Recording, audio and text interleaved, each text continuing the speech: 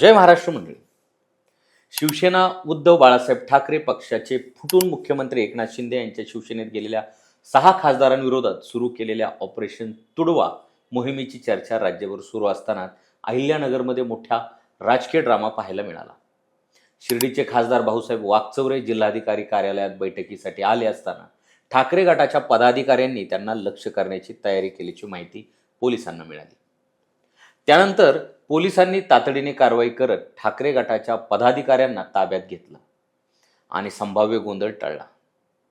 Operation तुडवा नेमकं काय आहे? खासदार भाऊसाहेब वाकचौरे यांच्यावर ठाकरे गट एवढा आक्रमक का झाला आहे? पोलिसांनी कोणती कारवाई केली? गिरीश जाधव यांनी पोलिसांवर कोणते गंभीर आरोप केले? आणि या संपूर्ण प्रकरणानंतर पुढे काय घडू शकतं, आजच्या व्हिडिओमध्ये आपण संपूर्ण घडामोडीचं सविस्तर विश्लेषण पाहणार आहोत. नमस्कार मंडळी, मी पी के भांडवलकर आणि तुम्ही पाहत आहात सत्ता मंच. बातमी नव्हे तर बातमी मागचं विश्लेषण.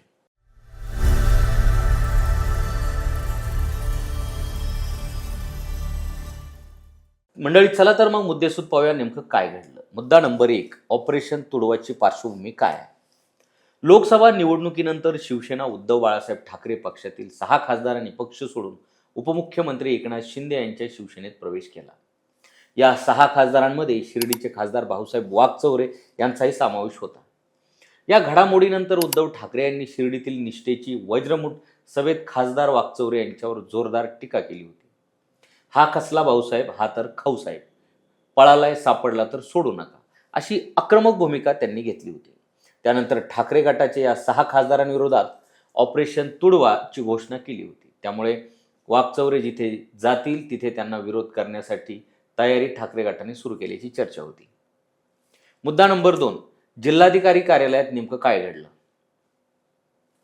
खासदार भाऊसाहेब वाकचौरे हे अहिल्यानगर जिल्हाधिकारी कार्यालयात एका बैठकीसाठी आले होते.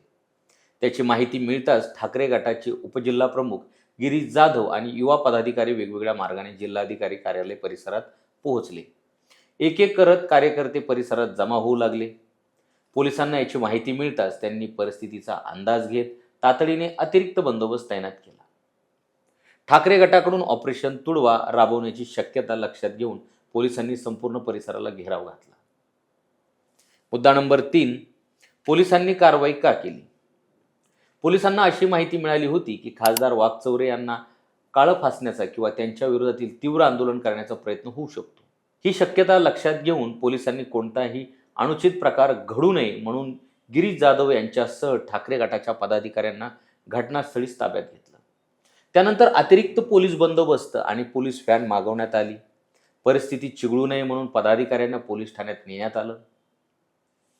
मुद्दा क्रमांक 4, गिरीश जाधव यांनी पोलिसांवर कोणते आरोप केले? पोलिसांनी ताब्यात घेतल्यानंतर ठाकरे गटाचे उपजिल्हा प्रमुख गिरीश जाधव यांनी संताप व्यक्त केला. त्यांनी पोलिसांना उद्देशून तुम्ही चोराला संरक्षण देत आहात, ही लोकशाहीची थट्टा आहे, अशा शब्दात टीका केली. त्यांनी पोलीस प्रशासनावर सत्ताधाऱ्यांना संरक्षण देत विरोधकांवर कारवाई केल्याचा आरोप केला. दरम्यान पोलिसांनी कायदा आणि सुव्यवस्था रोखण्यासाठी ही कारवाई केल्याचं सांगितलं. मुद्दा नंबर 5, वाकचौरेंवर एवढा रोष का? राजकीय वर्तुळात अशी चर्चा आहे की खासदार भाऊसाहेब वाकचौरे यांनी यापूर्वी राजकीय भूमिका बदलल्या होत्या. मात्र यावेळी त्यांनी उद्धव ठाकरे यांची साथ सोडून एकनाथ शिंदे यांच्या शिवसेनेत प्रवेश केल्यामुळे ठाकरे गटाचे कार्यकर्ते अधिक आक्रमक झालेले आहेत. याच पार्श्वभूमीवर उद्धव ठाकरे यांनी सार्वजनिक सभेत त्यांच्यावर कठोर शब्दात टीका केली होती. त्यानंतर वाकचौरे यांना वाय दर्जाची सुरक्षा देण्यात आली असून त्यांच्या प्रत्येक दौऱ्यावर विशेष पोलीस बंदोबस्त ठेवण्यात येत आहे. मुद्दा क्रमांक 6, पुढे काय घडू शकतं? अहिल्यानगरमध्ये पोलिसांनी वेळेत हस्तक्षेप केल्यामुळे संभाव्य गोंधळ टळला. मात्र ठाकरे गटाने जाहीर केलेले ऑपरेशन तुडवा अद्याप मागे घेतलेले नाही. त्यामुळे भविष्यात खासदार भाऊसाहेब वाकचौरे यांच्या दौऱ्यादरम्यान पुन्हा आंदोलन किंवा निषेध होण्याची शक्यता राजकीय वर्तुळात व्यक्त केली जात आहे. दुसरीकडे कायदा आणि सुव्यवस्था राखण्यासाठी पोलिसांकडूनही अशाच प्रकारचा कडक बंदोबस्त ठेवला जाण्याची शक्यता आहे. या संपूर्ण घडामोडीतून 3 महत्त्वाच्या गोष्टी समोर येतात.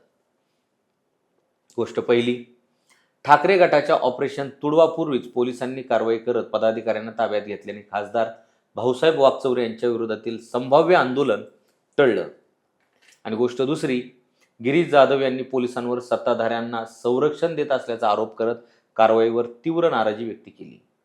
आणि गोष्ट तिसरी, भाऊसाहेब वाकचौरे यांनी पक्षांतर केल्यानंतर ठाकरे गटाचा रोष कायम असून भविष्यातही या वादाचे राजकीय पडसाद उमटण्याची शक्यता व्यक्त केली जात आहे.